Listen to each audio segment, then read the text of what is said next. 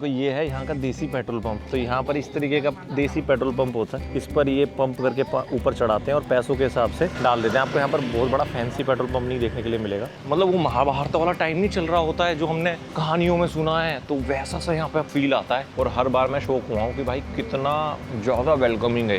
देखो भाई 24/7 car wash है भाई। एक बूंद पानी देख रहे हो, वहाँ पर पानी नहीं पड़ा हुआ बिल्कुल भी। कोई शॉप है, उसके बाहर भी ऐसे देखो मंदिर बनाए हुए हैं। यहाँ पर भी देखो सुबह पूजा हुई है। यहाँ का एक लोकल बंदा होगा, वो चढ़ावा लेके आएगा जिसमें अगरबत्ती होगी, कुछ चीजें होंगी। और जो ये खाते पीते, मान ले अगर सिगरेट भी पीता है ना जो ओनर होगा या घर का मालिक होगा, तो सिगरेट भी रखते हैं उस चढ़ावे में। तो ये बड़ी यूनिक बात है। अभी तो ये शहर देख रहे हो, जब गाँव का देखोगे ना, गाँव में तो भाई बिल्कुल ये मान लो घर का आधा हिस्से में ही मंदिर है। ये टिपिकल आप गली देख रहे हो जहाँ पर लोकल लोग रहते हैं। कितना कोजी सा लग रहा है, देख रहे हो। हरियाली यहाँ पर बहुत देखने को मिलती है भाई। आप मजा आ गया भाई। आज तो मैंने क्या बोला था, तो गम होगी खुशी होगी, पैक जरूर लगने हैं। तो अब खुशी में बियर पी जाएगी भाई। सो भाई जब तूफान आएगा या जो समुद्र की लहरें तबाही के मूड में होंगी, तो आपको इस तरफ भगना है। जब बाली आओगे ना, तो इस व्यू का जो है आदर डाल लेना। यहाँ पर जो घर है, मंदिर है, जो भी है ना, पूरा स्ट्रक्चर इस तरीके के आर्किटेक्चर पे ना निर्भर है। पता नहीं आप वो बात महसूस कर पा रहे हो नहीं कर पा रहे हो। जब हमने वो कहानी वीडियोस वगैरह देखी है ना महाभारत रामायण की, तो उस टाइम पे ऐसे ही घर वगैरह दिखाया करते थे। चलो ब्रदर, वायु India brother, Shahrukh Khan, Salman Khan. But ये वाला मसाज सेंटर जो है ना, आप थाईलैंड से कंपेयर मत करना। कभी बोल दो मसाज जो थाईलैंड में बोलते हैं, यहाँ पे वो नहीं है। ये बेचारे थोड़े अच्छे हैं भाई, मतलब लीगल मसाज करते हैं लोग। 1,25,000 मतलब 700 रुपये में। यही आप यूरोप में पूछ लिया ना गलती से, तो कम से कम 5-7 हज़ार रुपये का बता देंगे। इसी वजह से यहाँ पर जो आधा वेस्ट है वो पड़ा रहता है। तो बाली का जो सिटी साइड है वो कुछ ऐसी प्रीमियम फील देता है आपको। तो इस झोपड़पट्टी के अंदर बैठे हैं और ऐसे कुछ नज़ारों के मज़े ले रहे हैं। आज भी इस गांव में ना टपरियां देखने के लिए मिल जाती हैं। मतलब जैसे गांव में टपरियां नहीं, तो यहाँ पर लोग बैठ जाते हैं। देखो शेल्टर सा पड़ा यहाँ पर ना, आपको दिन में 2-3 बजे शाम को लोग बैठ के मिलते हैं। ये देखो ये बैठे हैं ना इस टपरियों पे। और वो चीज़ जो है ना मुझे बड़ी अच्छी लगती है। बंगले भी बने हुए हैं, घर भी बने हुए हैं, और लोग सरल जीवन भी जी रहे हैं, सोशलाइज भी कर रहे हैं, और गाँव वाला मज़ा भी ले रहे हैं। दुनिया की सबसे बड़ी आइलैंड कंट्री में आपका बहुत बहुत स्वागत है। 17,000 आइलैंड से बना हुआ ये देश है इंडोनेशिया भाई। तो आज की इस वीडियो में मैं आ चुका हूँ इंडोनेशिया, बट आपको टिपिकल वो बाली या वैसा नहीं दिखाने वाला हूँ। कुछ अलग बात करेंगे इस वीडियो में। तो भाई मैं हूँ अभी बाली में, और इंडोनेशिया के बारे में बात की जाए तो 17,000 आइलैंड, दुनिया की सबसे बड़ी आइलैंड कंट्री है। यहाँ पर जैसे हमारे 28 स्टेट और 8 टेरिटरीज़ हैं, यहाँ पर प्रोविंसेस होते हैं। तो यहाँ पर टोटल 38 प्रोविंसेस हैं, और उसमें से एक है बाली जिसमें हम अभी हैं। जो इंडोनेशिया है भाई वो एक मुस्लिम मेजॉरिटी कंट्री है। 85% से ज़्यादा यहाँ पर ओवरऑल मुस्लिम है। बट जहाँ पर मैं हूँ बाली में, ये एक मेजॉरिटी हिंदू प्रोविंस है जो कि बाली है। तो यहाँ पर जो हिंदू की जो पॉपुलेशन है वो है 85%। तो ये कहना बिल्कुल ठीक होगा कि the most Hindu island of Indonesia. तो भाई इस वीडियो में हम ट्रैवल करने वाले हैं 2 अलग अलग जगह बाली की, ताकि आपको थोड़ा सा ना एक आइडिया अच्छा खासा आ जाए कि हम इस वीडियो में क्या देखने वाले हैं। मैं हूँ अभी एक सनूर बीच सिटी में। फेमस बीच सिटी है, बहुत ज़्यादा खूबसूरत बीच है, इसकी एक सिटी है ये प्रॉपर। और फिर जाएंगे हम उबुद के गाँव में, तो दिखाएंगे आपको गाँव का जो रहन सहन है वो कैसा है, और यहाँ का जो हिंदुज़्म है वो कितना अलग है हमारे इंडिया से। अब ये देखो भाई, जो इंडोनेशिया है वो 1945 17 अगस्त में आज़ाद हुआ था डच से। डच, और आज के ज़माने जिन्हें नीदरलैंड के नाम से भी आप कह सकते हो। तो डच लोगों का यहाँ पे कब्ज़ा था, और कब्ज़ा भी 300 साल तक था। 3-4 साल सेकेंड वर्ल्ड वॉर में जापान ने भी यहाँ पर कब्जा किया, बट वो 4-5 साल बाद छूट गया। 1945 में इंडोनेशिया ने अपनी आज़ादी जो है वो घोषित कर दी थी, बट डच लोग नहीं माने, और उन्होंने 1949 में इसको एक्सेप्ट किया कि हाँ भाई तुम आज़ाद हो गए हो। उसके बाद ये पूरा एक देश बना, अलग अलग आइलैंड से मिलके, और उसमें से एक है बाली।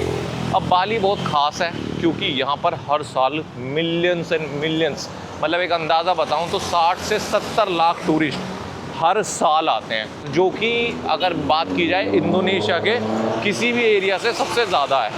क्यों आते हैं? एक तो यहाँ के बीचेस बहुत खूबसूरत हैं, बहुत ज़्यादा सही में। दूसरा ये बहुत सस्ता है। इंडोनेशिया की अगर बात की जाए तो यहाँ के जो 1 लाख हैं वो इंडिया के 500 रुपये हैं। बट ये मत समझना जो 1 लाख में इंडिया में ख़रीद सकते हो यहाँ पर ख़रीद सकते हो, ऐसा नहीं है। बट फिर भी काफ़ी सस्ता है। आपको बजट होटल 1000 से 1500 में मिल जाते हैं। बहुत अच्छा खासा ट्रिप आप कर सकते हो। दूसरा यहाँ का जो कल्चर है भाई, यहाँ का जो हिंदुज़्म कल्चर है ना, वो एक अलग ही लेवल पे है। जब आप बाली घूमते हो ना तो आपको ऐसा लगता है कि सही में आप एक ऐसे टाइम में आ चुके हो, मतलब वो महाभारत वाला टाइम नहीं चल रहा होता है जो हमने कहानियों में सुना है, तो वैसा सा यहाँ पे आपको फील आता है। तो आज की इस वीडियो में हम ये सब देखने वाले हैं। अभी हम आए हैं अल्फ़ा मार्ट पे। ये मेरा फेवरेट स्पॉट है कॉफ़ी पीने के लिए, क्योंकि यहाँ पर बीन वाली कॉफ़ी मिल जाती है।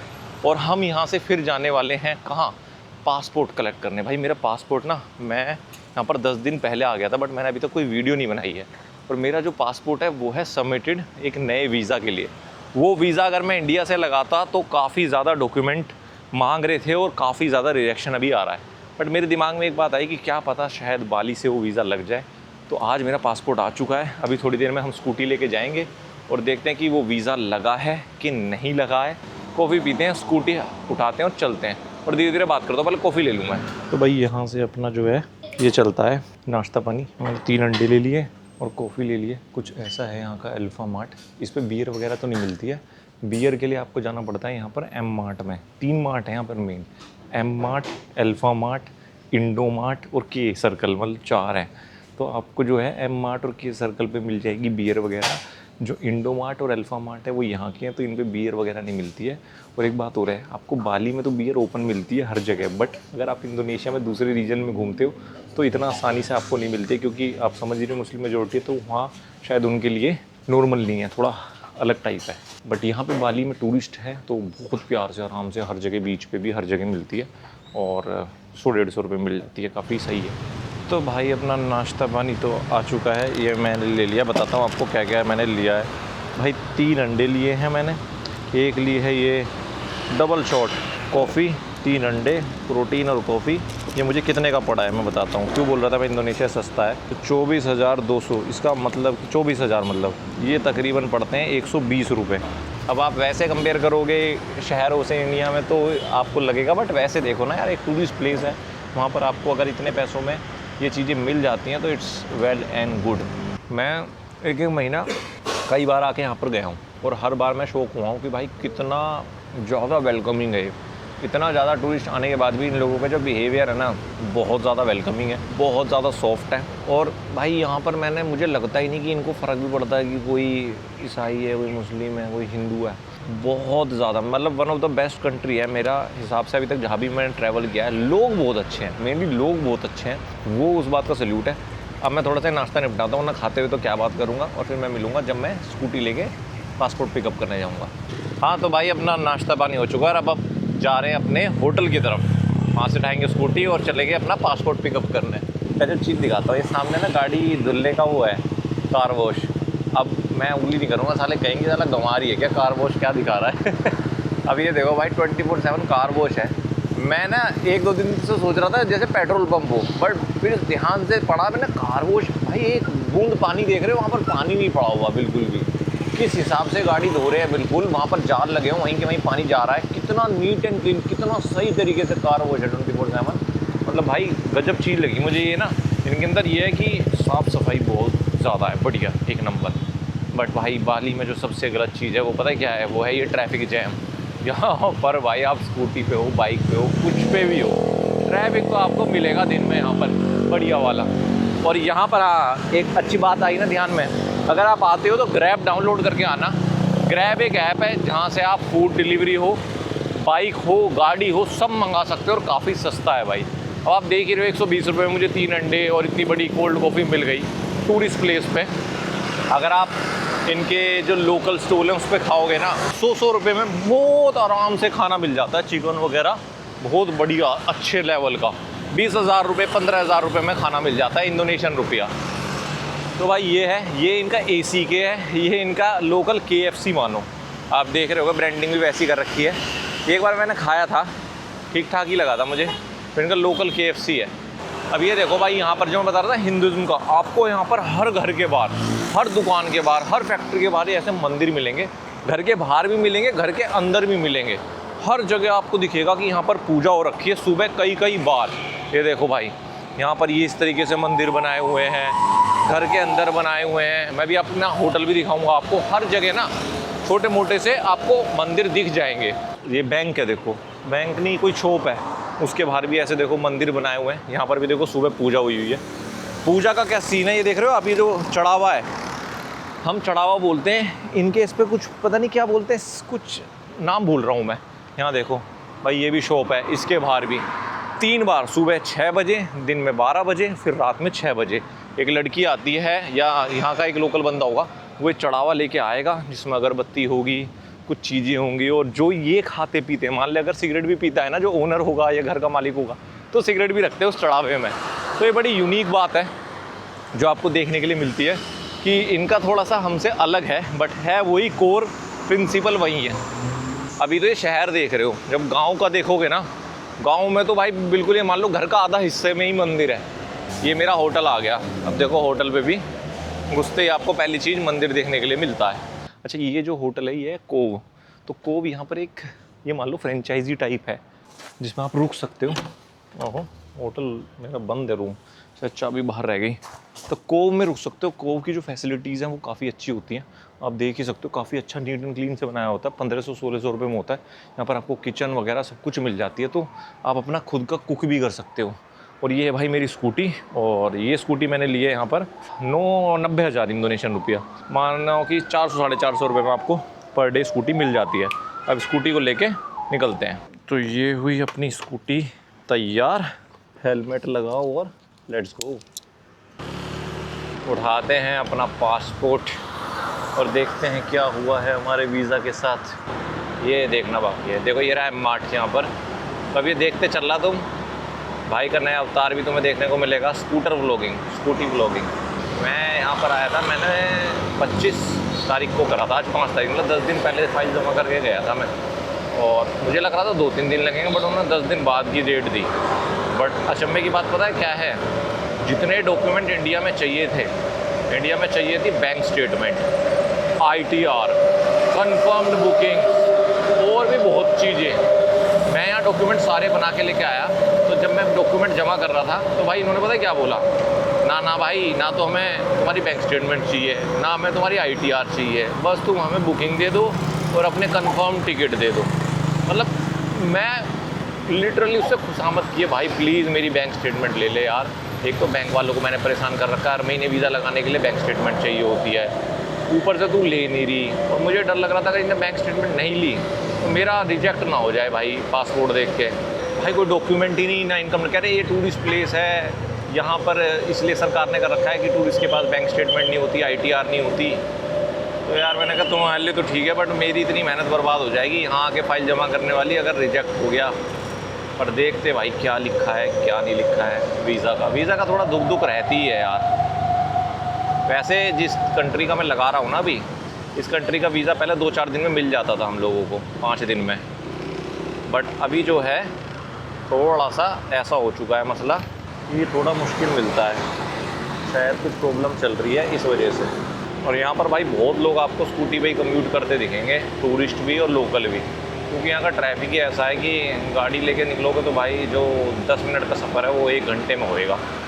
और ये देखो भाई, ये टिपिकल आप गली देख रहे हो जहाँ पर लोकल लोग रहते हैं, तो कितना बढ़िया साफ़ सफाई तरीके से, कितना कोजी सा लग रहा है, देख रहे हो।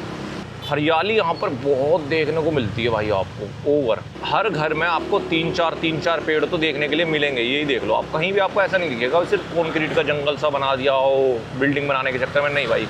उसी वजह से थोड़ा बहुत प्यारा लगता है। आप देख ही रहे हो यहाँ तक आपकी नज़र जा रही है भाई, पेड़ ही पेड़ है यहाँ पर। काफ़ी जो ज़्यादा इनकम है ना, ज़्यादातर लोगों के खुद के काम है, मैंने जो नोट किया है। एक ये भी रीज़न है जो ज़्यादा चिड़चिड़े नहीं है। आ गए भाई, ये रहा जहाँ पर वो ऑफिस है। तो अब पासपोर्ट कलेक्ट करके मिलता हूँ मैं आपको, देखते हैं कि क्या निकलता है भाई, ठीक है ना। Okay guys, let's go. So भाई मेरे हाथ में है स्लिप, ठीक है, और मैं अपना पासपोर्ट कलेक्ट करके आता हूँ, देखता हूँ रिजेक्ट हुआ है कि एक्सेप्ट हुआ है। थोड़ी देर में आगे बताता हूँ, गम और खुशी दोनों शेयर करेंगे। सो भाई पासपोर्ट अपना हाथ में आ चुका है। क्या वीज़ा हमारा रिजेक्ट हुआ है या एक्सेप्ट हुआ है? वैसे मैंने तो देख लिया है, मैं हाइप बना रहा हूँ। भाई अपना वीज़ा जो है ना वो लग चुका है। अब आपको ना, अब मैं दिखा नहीं सकता हूँ, ये वीज़ा लग चुका है मेरा, ठीक है। बहुत, ये तो एक अलग ही बात है भाई। जिस वीज़ा के लिए इंडिया में ITR चाहिए, बैंक स्टेटमेंट चाहिए, होटल की स्टैंपिंग चाहिए, कंफर्म टिकट चाहिए। यहाँ मैंने बाली से अप्लाई किया है, ना तो बैंक स्टेटमेंट ना income tax, even pan card भी नहीं लिया भाई, सिर्फ फ़ोटो लिया, डमी टिकट भेजे और वीज़ा लग के आ गया। तो भाई बहुत ही गजब कंट्री का एक्सपीरियंस दिलाने वाला है तुम्हें भाई, अलग तरीके का मज़ा आ गया भाई। आज तो मैंने क्या बोला था, ये तो गम होगी खुशी होगी, पैक जरूर लगने हैं। तो अब खुशी में बियर पी जाएगी भाई। चलो यार, मज़ा आ गया। अपना वीज़ा आ चुका है और लंबी ट्रिप के लिए तैयार रहना। अब तुम्हें घुमाते हैं सनूर और बाली के गांव। चलो, तो अभी अपन चल रहे हैं। कहाँ से जाना है हमको यार, ये देखना पड़ेगा। हमें यू टर्न मारना है क्या? तो भाई ये है सनूर। बड़ा ही मतलब वैसे देखो ऑर्गेनाइज्ड है इनका ना, इंफ्रा वैसा नहीं दिखेगा आपको कि बड़ी बड़ी बिल्डिंग है, बट जितनी भी है ना वो बहुत अच्छे साफ़ सफाई से ऑर्गेनाइज्ड है। मुझे तो ऐसा ही अच्छा लगता है। ज़्यादा बड़ी बड़ी बिल्डिंगों में ना अजीब सा होता है। अच्छे से विलास से बनाए हुए हैं, छोटे मोटे घर हैं, कोजी से कैफ़े हैं, बराबर में समुंदर चल रहा है। और क्या चाहिए भाई? अब समुंदर से याद आया तुम्हें बीच भी तो दिखाना है। ये वाले व्लॉग में तो तुम्हें पूरा मज़ा आने वाला है भाई। बीच गाँव सब देख दोगे आज तुम। आ गए हम अपने होटल पे। एक नए देश का वीज़ा लेके भाई साहब चौधरी साहब जाते हुए अपने होटल की तरफ। एक अलग ही चोड़ है अब मेरे अंदर। पहले मैं ऐसे नहीं कर रहा था, अब मैं बहुत अलग ही चोड़ में हूँ। अरे यार, ये कोप जो है ना साला बोर्ड 3-4 बार गलत जगह मुड़ने को तैयार थे। ये आ गए हैं भाई हम अपने होटल पे और पार्क करके उसको मैसेज भेज देते हैं भाई अपनी स्कूटी ले जाए यहाँ से। सो भाई, जब तूफान आएगा या जो समुंदर की लहरें तबाही के मूड में होंगी तो आपको इस तरफ भगना है। ऐसा बोर्ड लगा हुआ था। क्यों भगना है? क्योंकि भाई इधर है बीच, बहुत ही शानदार। तो अभी हम, आपको पता ही है भाई, आज तो मन गदगद हो रखा है कि वीज़ा आ चुका है उस कंट्री का जहाँ पे मैं बहुत टाइम से जाने की प्लानिंग कर रहा हूँ, बट अब फाइनली जाएंगे। तो अभी हम जा रहे हैं अपने सनूर के जो ब्लू वाटर बीच जिसे बोला जाता है वहाँ पर। दिखाते हैं भाई यहाँ का जो बीच है वो कैसा है। और कुछ ऐसा एरिया है जब आप बीच की तरफ जाते हैं, कुछ ऐसी लोकल शॉप्स आपको देखने के लिए मिलती है। यहाँ पर ABC नाम की एक कॉफ़ी होती है, वो काफ़ी लोगों को पसंद है। उसमें बहुत ज़्यादा चीनी होती है भाई। आजकल तुम्हारे भाई ने तो चीनी वगैरह छोड़ रखी है, तो मुझे पसंद नहीं है, बट यहाँ पर मैंने काफ़ी लोगों को पीते हुए देखा है। अगर आपको भी ऐसी पसंद है भाई कॉफ़ी, तो ABC 3-in-1 कॉफ़ी ट्राई कर सकते हो आप। तो भाई अभी हम जा रहे हैं बीच पे। एक रेस्टोरेंट है, उसका नाम है रेट्रो बीच रेस्टोरेंट। उस पर हमने कल खाना खाया था, तो वहाँ पर कुछ खाना वाना खाते हैं। और अगर आपने ना भूतों की कहानी आपको पसंद है कि भूत कैसे होते हैं कैरेक्टर, तो आप इस लड़की को देखना जब भूख लगती है। ये बिल्कुल सेम वही कैरेक्टर है। जब इसको भूख लगती है ना तो भाई एक पिशाचनी बन जाती है। तो इसलिए मैं इसको जल्दी ले जा रहा हूँ कि इससे पहले इसको भूख लगे और ये एक पिशाचनी बने। दोपहर के 2 बज रहे हैं, अब ऐसे में किसको भूख नहीं लग सकती? जिसको नहीं लग रही है वो पिशाच जरूर हो सकता है। तो भाई मैं इसको पहले ही ले जा रहा हूँ कि इसको भूख का दौरा जो पड़े उससे पहले कुछ खाना वाना खा लेते, बढ़िया जगह। आप ये समझना मेरी बात, जब बाली आओगे ना तो इस व्यू का जो है आदर डाल लेना। यहाँ पर जो घर हैं, मंदिर हैं, जो भी है ना, पूरा स्ट्रक्चर इस तरीके के गेट्स पे, इस तरीके के पत्थर पे, इस तरीके के आर्किटेक्चर पे ना निर्भर है। जैसे ये हो गया, इस तरीके का आपको आर्किटेक्चर देखने के लिए मिलता है। पता नहीं आप वो बात महसूस कर पा रहे हो नहीं कर पा रहे हो। जब हमने वो कहानी वीडियोस वगैरह देखी है ना महाभारत रामायण की, तो उस टाइम पे ऐसे ही घर वर वगैरह दिखाया करते थे। तो ये जो हिंदुज़्म का जो ये रूप है ना, ये सिर्फ आपको बाली में देखने को मिलेगा आज के टाइम में। इंडिया में भी नहीं देखने के लिए मिलता है। अब ये भाई साहब बिल्कुल खुश नहीं है कि मैं यहाँ पर वीडियो भी क्यों बना रहा हूँ। थामा बेटा, थामा। अच्छा, यहाँ पर ना डर भी नहीं है भाई। मैंने कितनी बार आया हूँ यहाँ पर। आपको ना शायद आप, अभी मैं अफ्रीका घूम के आ रहा हूँ तो एक बार ना माइंड में वो रहता है कहीं ये ना हो जाए सेफ़ है कि नहीं। बट भाई Indonesia is one of the most safest country. अगर आप एक ट्रैवलर के तौर पे देख रहे हो, टूरिस्ट के तौर पे देख रहे हो, बहुत सेफ़ है। यहाँ तो क्यूटनेस ओवरलोडेड वाला काम है। आप आराम से खुला घूम सकते हो भाई। आपको बीच के दर्शन कराते हैं। बीच के आसपास काफ़ी ऐसे होटल्स हैं, काफ़ी रिजॉर्ट्स हैं, काफ़ी अच्छे खूबसूरत रेस्टोरेंट हैं। भाई ये है मसाज सेंटर, बट ये वाला मसाज सेंटर जो है ना, आप थाईलैंड से कंपेयर मत करना। कभी बोल दो मसाज जैसे थाईलैंड में बोलते हैं, यहाँ पे वो नहीं है। ये बेचारे थोड़े अच्छे हैं भाई, मतलब लीगल मसाज करते हैं लोग। ये बीच साइड विलास हैं, यहाँ पर भी लोग काफ़ी रहते पाएंगे आपको। अगर आप वीकडेज में बुक करोगे तो काफ़ी सस्ते मिल जाते हैं, भी 2-2.5 हज़ार रुपये में आपको। साफ़ सफाई देख रहे हो आप, बहुत अच्छे तरीके से चीज़ें मेंटेन रखते हैं। अब एक बार बीच पे पहुंच के मैं आपको दिखाता हूँ भाई। कुछ इस तरीके के बीच रिजॉर्ट्स या बीच होटल हैं जो आप मेरे बराबर में देख रहे हो। ये आपको बाली की गलियों की कुछ वाइब है जो देखने के लिए मिलती है। गली में विलास, होम स्टेज ऐसे मिल जाते हैं। ऐसी छोटी छोटी गलियाँ जिन पर सिर्फ स्कूटी जा सकती है, बट हाँ छोटी छोटी गलियां हैं जो सेफ़ हैं और साफ़ है। और चिड़ियाओं की जो आवाज़ है चहकने की, वो लगातार आती रहती है। देखो। अच्छा, अभी हमारे 2-3 काम हैं जो हमें आज करने हैं। कैसे कैसे बता देता हूँ। एक तो आपको सनूर बीच पूरा घुमाना है, दूसरा है जो गिली टी के लिए। Hello brother, how are you? या इंडिया ब्रदर। शाहरुख खान, सलमान खान। या भाई इनको एक ही पता है, जब भी इंडिया बोलेंगे एकदम हर बंदे का। ये तो चलो बीच साइड एरिया एक शहर हो गया, एक टापू पे था मैं, और भाई इंडिया शाहरुख खान एक ही लाइन है। तो भाई 2-3 काम है अपने। ओ भाई साहब, विला फॉर सेल देखो, क्या शानदार विला फॉर सेल है। 30 years lease hold plus extension. मतलब यहाँ पर जो विला भी बिकते हैं भाई वो 30 साल के लिए बिकते हैं। ये बात याद रखना। यहाँ पर जो 1-1 करोड़ के हैं बस वो 30 साल का ही पोजेशन है। Building size, terrace, closed living room and kitchen, ऐसे कुछ पोस्टर्स यहाँ पर लगे हुए मिलते हैं। तो एक तो अपने को स्कूटी हमने दे दी, एक काम हो गया। सनूर बीच घुमाना है आपको, दूसरा गांव घुमाना है उबूद के आसपास, और तीसरा है कि हमें कल के लिए अपनी फेरी बुक करनी है, क्योंकि अब अपना वीज़ा आ चुका है। तो हम जा रहे हैं यहाँ से गिली टी आइलैंड की तरफ। और ये ताऊ देखो भाई, क्या उल्टी सीधी चीज़ें लेके घूमते रहेंगे गोरे। सर्फ बोट से भी ऊपर का लेवल कुछ लेके घूम रहा है। यहाँ पर हमने 3-4 बोट वालों से पता करा है। पिछले साल जब मैं आया था तो मैंने 6 लाख इंडोनेशियन रुपया में बोट बुक की थी। कल बात कर रहा था कोई 1.2 मिलियन, कोई 1.5 मिलियन। मिलियन सोच के भटकना मत। मिलियन का मतलब होता है इनके 1 लाख में हमारे 500-550 रुपये होते हैं। तो मतलब 1 मिलियन का मतलब 5,000। तो 4-4.5 हज़ार में आना जाना अच्छी बोट में। और कह रहा अगर एवरेज बोट लेनी है तो भाई कर सकते हो आप 7 लाख में, मतलब कि 3500 रुपये में। बट अभी कुछ दिन पहले वो एवरेज बोट डूब गई थी। आपने देखा होगा वीडियो वगैरह में। तो मैं सोच रहा हूँ अच्छी बोट में ही चले जाते हैं यार, इस बार थोड़ा फील ले लेते हैं। कई बार ज़्यादा बजट भी भारी पड़ जाता आपको। तो ये भाई फाइनली हम आ चुके हैं बीच के एरिया पे। ये जो स्कूटियाँ खड़ी हैं ना लाइन से, सब बीच पे ही आए हैं। वैसे तो मैं स्कूटी लेके भी आ सकता था, बट ठीक है यार, थोड़ा पैदल चलना भी ठीक ही है। तो चलो हम ब्यूटीफुल नज़ारे के साथ मिलते हैं तुम्हें बीच के। सो भाई फाइनली भाई 1 किलोमीटर की वॉक के बाद हम आ चुके हैं बीच पर। और ये है कुछ सनूर का बीच। एकदम ब्लू वाटर्स आपको देखने के लिए मिलते हैं, और लाइट ब्राउन सैंड वाला बीच है। बहुत ही चिल सी वाइब है। और यहाँ पर हम बैठ के लंच, डिनर, ब्रेकफास्ट करते हैं। वैसे तो एक बार ही खाया हमने यहाँ पर, बट अच्छा है काफ़ी। बट टाइम बहुत लेते हैं लोग, तो यहाँ पर कुछ खाना पीने के लिए मंगाते हैं। और भाई वीज़ा के लिए थोड़ी बहुत चीयर्स तो बनती है। ये कुछ इनकी मेन्यू है। खाना तो थोड़ा सा एक्सपेंसिव है as compare to road side, but ठीक है, फिर भी कुछ मंगाते हैं और फिर मिलते हैं आपको थोड़ी देर में। सो भाई अपना ये एक क्रिस्पी चिकन बर्गर ये आ चुका है, और ये आया स्मूदी। ये हमें पड़ा है 1 लाख इंडोनेशियन रुपया का, मतलब कि 500 रुपये। तो आप अंदाज़ा लगा सकते हो चीज़ें कितनी महंगी हैं, सस्ती हैं। ये नैना का भी ये 1 लाख का पड़ा है। 55,000 का है। हाँ तो कुछ भी नहीं है, 250 रुपये का। तो ये 250 रुपये, तो मतलब ये टोटल हमें लंच जो पड़ा है भाई 700 रुपये का पड़ा है। अगर आप बीच साइड बैठ के खाओगे तो यार आप समझ ही सकते हो। तो कुछ ऐसा है। अब ये ख़त्म करते हैं और उसके बाद अपना जो बीच का टूर है वो शुरू करते हैं। अपना लंच वगैरह हो गया है। लंच क्या भाई 1-1.5 घंटे से ऐसे ही बैठे हुए थे, ऐसे नज़ारों के साथ मन ही नहीं करता उठने का।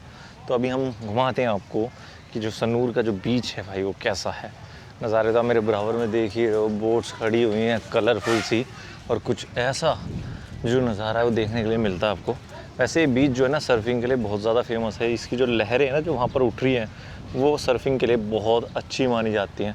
और साइड में आपको इस तरीके के कुछ कैफ़ेज़ देखने के लिए मिलते हैं जहाँ पर लोग कॉफ़ी, ड्रिंक्स वगैरह पीते रहते हैं। तो यहाँ पर ना बड़ा मज़ा सा आता है भाई वॉक करने में। तो एक काम सी जगह है। वैसे थोड़ी कमर्शलाइज भी लगेगी, बट ज़्यादा भीड़ नहीं है एज़ कम्पेयर टू उबुद और दूसरे जो टूरिस्टिक प्लेसेस हैं ना यहाँ पर, उनके मुकाबले ये सही जगह है। अच्छा, सेलिंग बोट भी यहाँ पर खड़ी हुई है, और वो देखो प्रैक्टिस कर रहे हैं लोग कि सर्फ बोर्ड पे जो सेल वो पकड़ के करते हैं ना। अपने को तो सर्फ बोर्ड पे ना चढ़ा जाए। ये सर्फ बोर्ड के ऊपर भी ये जो विंड वाली जो ये होती है पकड़ के सर्फ करते हैं। वैसे अभी तक मैंने यहाँ पर कोई देखा नहीं है वाला करते हुए, यहाँ प्रैक्टिस करते हुए देखा है।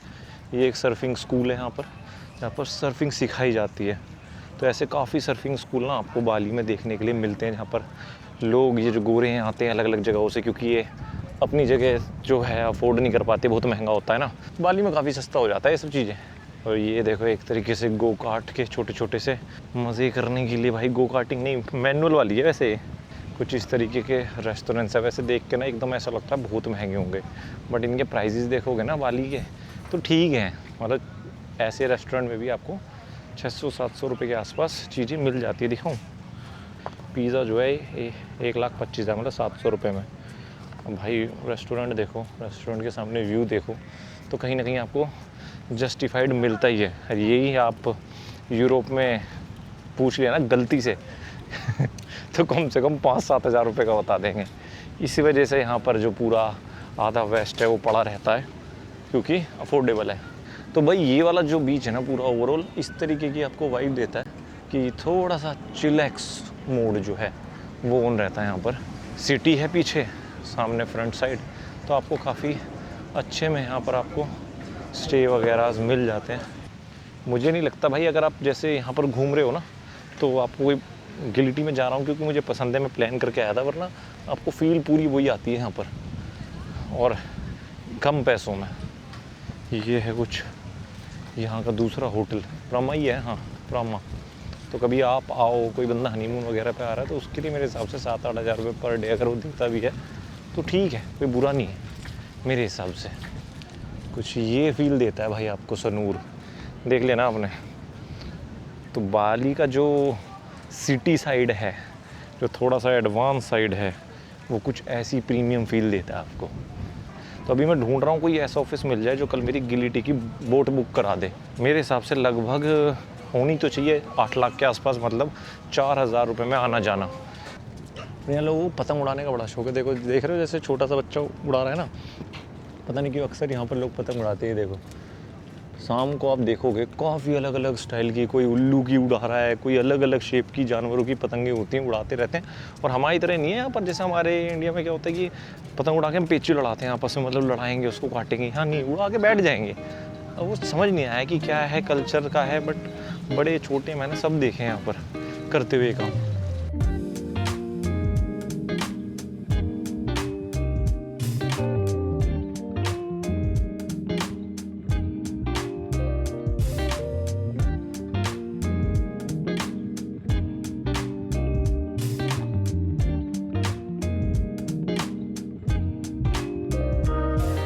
तो ये आ गई है एक बीच साइड मार्केट।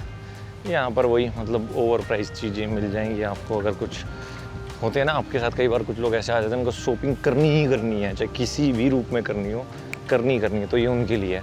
वरना तो मैं तो रिकमेंड करता नहीं हूँ। यहाँ पर एक नाइट मार्केट भी लगती है जिस पर थोड़ा सा आपको चीज़ें सस्ती मिल जाती हैं। तो हम तो सामने से निकलते हैं। और यहाँ पर तो भाई आपको ना पूरी फैमिली देखने के लिए मिलती है, गोरों की पूरी फैमिली के साथ ही, चाचा ताऊ मम्मी पापा दादा दादी सब एक साथ।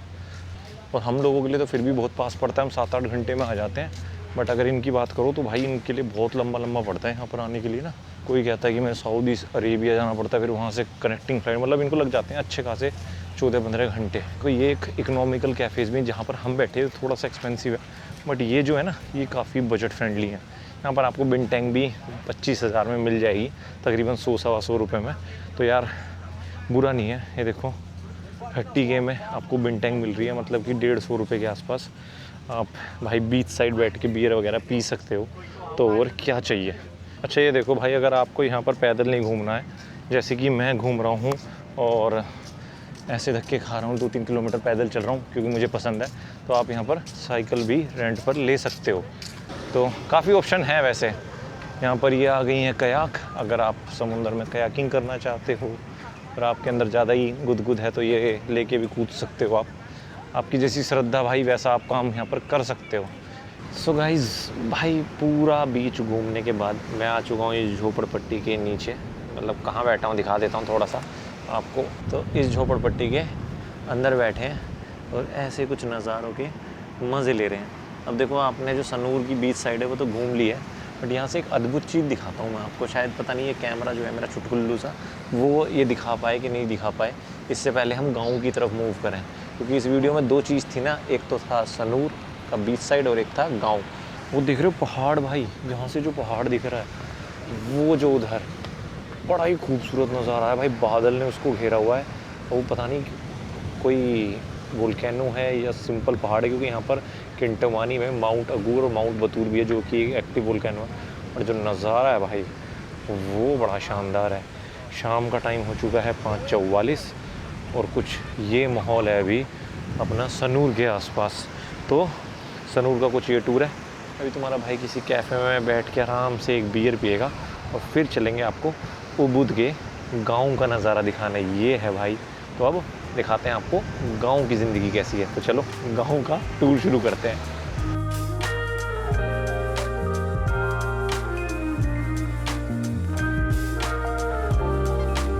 तो इस वीडियो में मैं आपको एक सिंपल सा टूर देने वाला हूँ, जिसमें मैं भाई इस रोड से इस गांव के एंड तक चलूँगा और आपको फील कराऊंगा कि आप इस गांव में मेरे साथ चल रहे हो।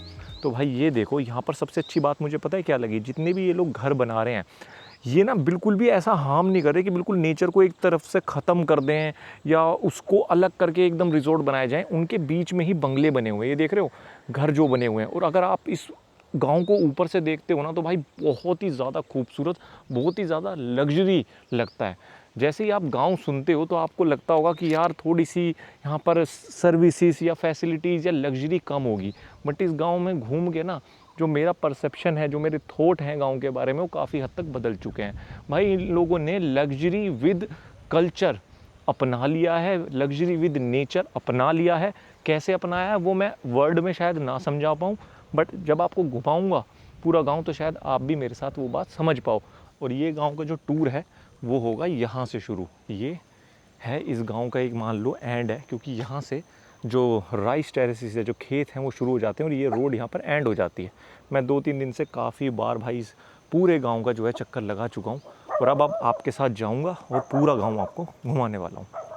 हाँ तो गाइस भाई इस गांव में घूमते हुए आपको एक चीज़ की आदत डालनी पड़ती है, वो है बहुत ज़्यादा हरियाली, बहुत ज़्यादा सिंप्लिसिटी की और लगातार बारिश की। भाई बारिश यहाँ पर लगातार होती रहती है, बहुत ही ज़्यादा कोजी वाइब आती है, हर जगह से पानी की आवाज़ आती रहती है, नेचर की चिड़ियाओं की आवाज़ जो है वो आपको आती रहती है।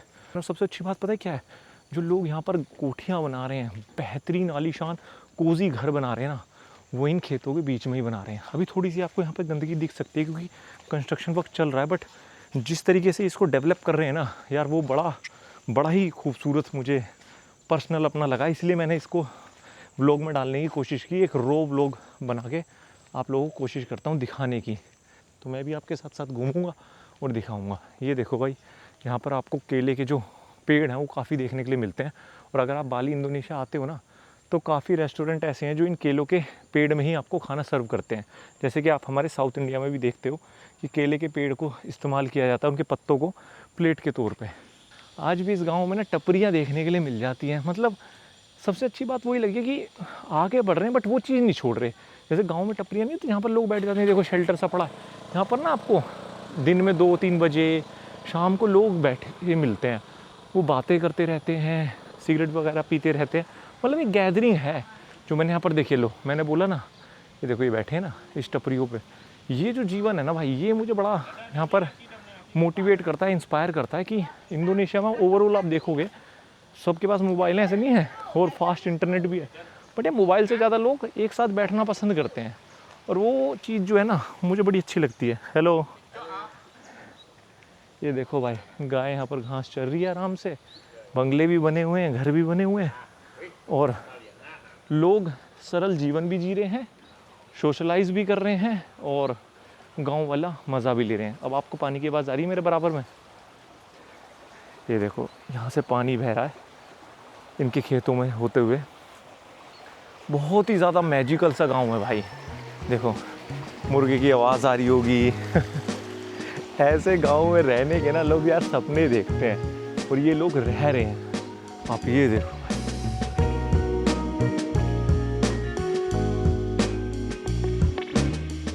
मैं फील देना चाह रहा हूँ आपको कि इन गाँव में चलते हुए क्या वाइब आती है। ये देखो भाई केले का पेड़ और केले कच्चे जो केले हैं वो नीचे पड़े हुए हैं, देख रहे हो। सबसे अच्छी है जो चलते हुए जो आवाज़ आती है ना, ये देखो भाई इनके चावल के खेत आ गए हैं यहाँ पर और पानी की आवाज़, ओए होए होए। पता जब मैं आया था कल परसों इस गांव में तो बारिश नहीं थी तब, तो जो पानी है जो बह रहा, बिल्कुल क्रिस्टल क्लियर पानी बह रहा था यार। मैं क्या बताऊँ आपको, कैसा मतलब दिल निचुड़ सा जाता है ना, वैसा लग रहा था कि और क्या ही चाहिए।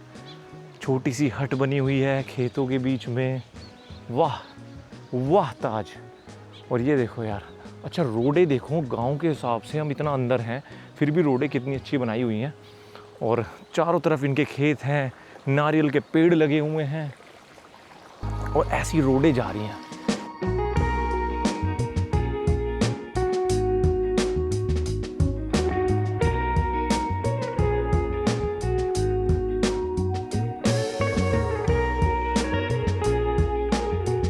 यहाँ के जो घर हैं जिस हिसाब से इन लोगों ने भाई अच्छे घर बनाए हुए हैं। आप गांव देख के ऐसा लगेगा कि नहीं यार ऐसे विलेज होंगे। अच्छा ये देखो घर के बाहर देखो प्योरली कितने अच्छे तरीके से डस्टबिन रखे हुए हैं भाई। 3 डस्टबिन हैं, तीनों अलग अलग कूड़े के हैं। ऐसा नहीं है सारा कूड़ा एक जगह मिक्स कर देंगे। घर के बाहर खूबसूरत पेड़ देखो कैसे लगाए हुए हैं। और ये कुत्ते अलर्ट हो गए हैं मेरे आते ही। नैना पहले ही पलट के उधर को निकल गई। ये देखो इस तरीके के जो मार्क्स है ना वो लगे हुए हैं रास्तों के, तो ये बड़ा खूबसूरत है। अब ये डिस्टर्ब करेंगे, बताने नहीं देंगे, तो थोड़ा आगे चलते हैं अपन। इनके एरिया में हम आ गए, इन्हें पसंद नहीं है बिल्कुल। तो अच्छा ये देखो भाई, ये इनके खेत आ गए हैं। ऑर्गेनिक फार्मिंग कह लो आप इसको, है ना, न्यू एज फार्मिंग कह लो इसको, जो आपका मन करे। इस तरीके की इनकी देखो खेती है भाई। वहाँ पर एक भाई देख भी रहे हो आप, खेती कर रहा है अपनी। तो जीवन इनका यही है, यहीं पर घर बना लिए हैं, अपने खेतों के बीच में घर बना रखे हैं। छोटी मोटी जो ज़रूरत की चीज़ें हैं ना वो सब हैं इस गांव में। आपको ऐसा नहीं है कि चीज़ें मिलेंगी नहीं। आपको एक जुगाड़ू पेट्रोल पंप भी दिखाऊंगा यहाँ का, कि हर चीज़ है बट छोटे से लेवल पे और अलग लेवल पे, बड़े कोजी से लेवल पे। ये कुछ ऐसी भाई रोड जाती है जो आपको गांव से ना बाहर की तरफ लेके जाती है। और यहाँ के भाई गाँवों में भी एक बहुत अच्छी बात है कि कोई बिना हेलमेट के नहीं चलता है। मैंने कोई लोग देखे ही नहीं है। देखो ये तो खैर गोरे हो गए, ये भी घूम रहे हैं, काफ़ी गोरे भी आते हैं इस गाँव में। तो बट बिना हेलमेट के चलना बहुत ही कम देखा गया। एक का दुक्का आदमी दिखता है जो बिना हेलमेट के चल रहा होता है। अब देखो एक टिपिकल घर आ गया। अब मैं आपको यहाँ से एक चीज़ नोट करवाता हूँ भाई। इन लोगों के घरों में ना आपको एक बहुत बड़ी जगह इस तरीके के मंदिर या पिलर्स के लिए मिलेगी। आपको पिलर लग सकते हैं बट ये इनके मंदिर है, इसकी पूजा करते हैं। आप देख रहे हो इस पर कपड़ा भी बांधा हुआ है, वो देखो कपड़ा बांधा हुआ है। तो इनके जो मेन आपको दिखेगा ना, काफ़ी घरों में दिखेंगे गणेश जी की जो फोटो है या मूर्ति है वो आपको मेन गेट में देखने के लिए मिलेगी। घर में बहुत बड़ा एक हिस्सा आपको मंदिरों के लिए देखने के लिए ज़रूर मिलता है। आप देखो यहाँ पर भी है, एक वहाँ पर भी है और एक वहाँ पर भी है। और जिस पूजा की मैं बात कर रहा था, ये देखो ऐसे पूजा के जो पत्थर हैं, जो चढ़ावे हैं, वो आपको हर जगह देखने के लिए यहाँ मिलते रहते हैं। तीनों टाइम मिलेंगे शाम तक। ये शाम को 6 बजे जब आएंगे एक और आ जाएगा। तो 3 चढ़ावे रहते ही रहते हैं। और देखो खेत के बीच में वो बैठने की जगह है, वो भाई वहीं जा रहा है बैठने। मैंने कई बार देखा शाम में दोपहर में यहाँ पर लोग इकट्ठे हो जाते हैं। ऐसी कई सारी टपरियाँ इस गांव में बनी हुई हैं जिसमें 4-5 लोग बैठ के आराम से बातें करते हैं। तो बड़ा अच्छा लगता है। और पतंगे जो हैं इस गांव में भाई लोगों को बड़ा शौक़ है। जैसे ही बारिश रुकती है आपको आसमान में पतंगे देखने को मिलती हैं। और पतंगे भी बड़े अलग अलग तरीके की, मतलब कि उनकी शेप अलग होती है। कोई चिड़िया की तरह की होती है, कोई बैटमैन की तरह की होती है, अलग अलग जो चीज़ें हैं। और आप ये एक बार फील करके देखो हवा की आवाज़ के साथ, है ना जादुई। वो भाई देखो वो पतंग ही पकड़ने आया था यहाँ पर। ये देखो अब मैंने आपको पतंग की बात की और वो खेत से पतंग लेने आया था। और पतंग का जो स्टाइल है वो देखो, उल्लू की शेप में पतंग है। तो ये भाई अपनी स्कूटी लेके आया क्योंकि इसने देखी होगी यहाँ पर पतंग कट के आई है। तो यार बड़े बड़े लोग भी ना बड़ा मतलब ऐसा काम करते हैं यहाँ पर, बड़ा सरल सा जीवन, हैप्पी सा जीवन जीते हैं। ये भाई देखो ये देखेंगे काइट। ये देखो भाई कितनी बड़ी पतंग है। और ये आ गए हैं हम बिल्कुल इस गांव का जहाँ से एंट्रेंस होती है ना, वहाँ पर आ चुके हैं। हेलो, हाउ आर यू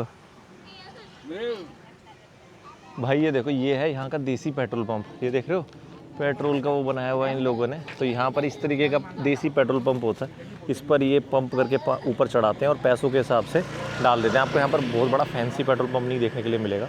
और ऐसे देखो मंदिर देखने के लिए मिलते हैं। ये मंदिर आप देख भी पा रहे हो, यहाँ पर भी चढ़ावा 2-3 टाइम चढ़ चुका है। ये देखो अभी भी अगरबत्ती जल रही है यहाँ पर। सुबह यहाँ पर पूजा की गई है, यहाँ पर भी पूजा की गई है और यहाँ पर भी चढ़ावा चढ़ाया गया है। तो ये जो है ना बहुत ज़्यादा आपको देखने के लिए मिलता है। इस पूरे गांव में ही अलग अलग जगह चढ़ावे देखने के लिए मिलते हैं, जो कि बहुत ही ज़्यादा यार थोड़ा सा ना कोजी कह रहा हूँ, मतलब एक बहुत धार्मिक फील देते हैं। कोजी गलत वर्ड है, धार्मिक फील देते हैं। और ये है भाई इनका पेट्रोल पंप एक छोटा सा।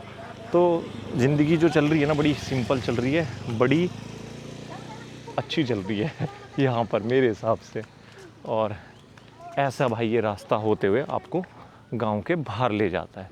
तो मुझे आपको यही दिखाना था। और ये देखो भाई, जो घरों की एंट्रेंस का इससे अच्छा एग्जांपल मैं क्या दे सकता हूँ कि देखो कितने सारे जो हैं गणेश जी इन लोगों ने बनाए हुए हैं। जो हाथी हैं उनके थ्रू जो मूर्ति बनाई गई है घर में एंट्री की, वो कितनी खूबसूरत लग रही है। कितने सारे हाथी एकदम अपने 2 पैरों पर आपका स्वागत कर रहे हैं। और जो मूर्ति हैं हमारे कल्चर से रिलेटेड, धर्म से रिलेटेड, वो इन लोगों ने अपने घर पे एनग्रेविंग की गई है। तो ऐसा कुछ वाइब आपको पूरे इस गांव में देखने के लिए भाई मिलती है। ये देखो, है ना कमाल धमाल और बेमिसाल। तो यार ये था कुछ इस गांव का टूर। बहुत ही ज़्यादा रो था, बहुत ज़्यादा रफ था। तो कैसा लगा आपको ये अल्टीमेट और बहुत ही ज़्यादा सिंपल इंडोनेशिया के इस गांव का टूर? क्या आपको भी ऐसी ज़िंदगी पसंद है, सिंपल, कोज़ी, बिना चोचलों के, बिना दिखावे के, सरलता से भरी हुई? तो कमेंट करके ज़रूर बताना। और कैसा लगा आपको ये व्लॉग?